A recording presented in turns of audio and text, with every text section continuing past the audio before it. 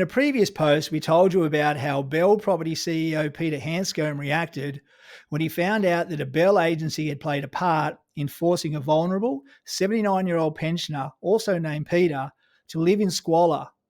Now, if you want to catch up on the story, there's a link below.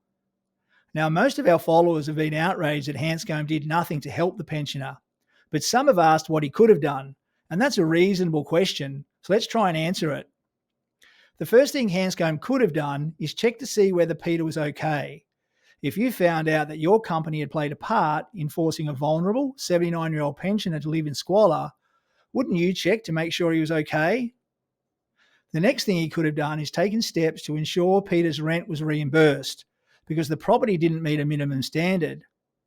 Peter told us the lights and windows had been broken for over 10 years. Watch the video and decide for yourself whether he's telling the truth.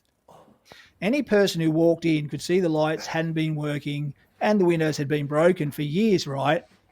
Now, the agency would have done inspections, or at least they should have, and they were obligated to fix the lights and the windows, but they didn't. So why didn't Handscomb take steps to ensure Peter's rent was reimbursed? On the night we met Peter, his place was in darkness and he was holding a small pen light in one hand while he cooked his noodles with the other.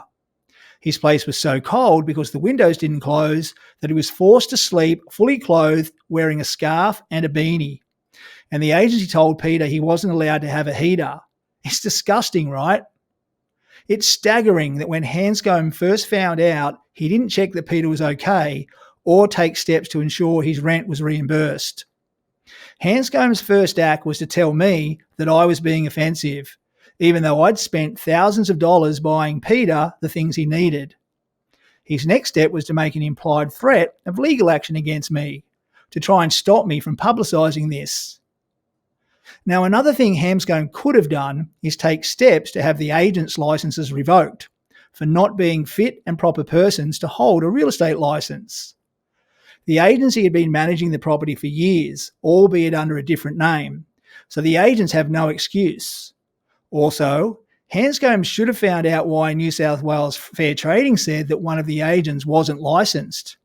Her name was Diane Toomer, and she's the one who threatened to kick Peter out of his home of 20 years without following due process. If Toomer wasn't licensed, then this is going to be a very serious problem for Toomer and Belle property. Handscomb could have also taken action against the landlord for the part he played. I know I would.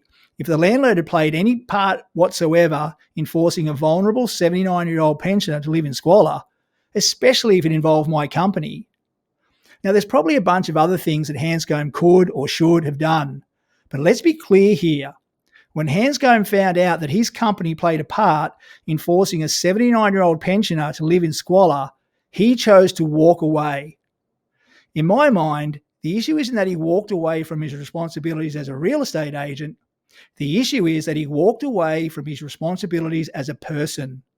And serious questions should be asked about whether Handscomb himself is a fit and proper person to hold a real estate license.